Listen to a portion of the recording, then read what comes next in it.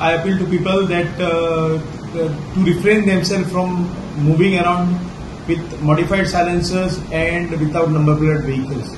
And I also request parents of all the children and the persons who are roaming with such kind of vehicles to refrain themselves from doing such kind of activities. We are, as stated earlier, we are conducting regular drives on vehicle with no number plate and modified silencer.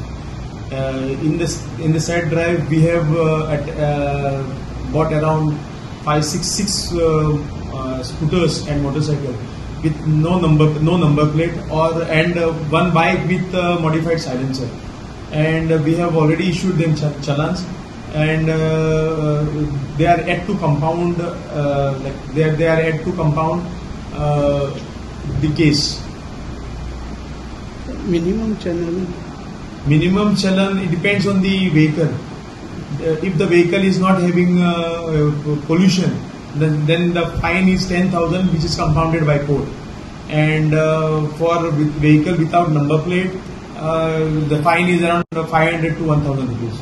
And for vehicle with modified silencer, the fine is around 10,000 rupees, which is compounded before the court.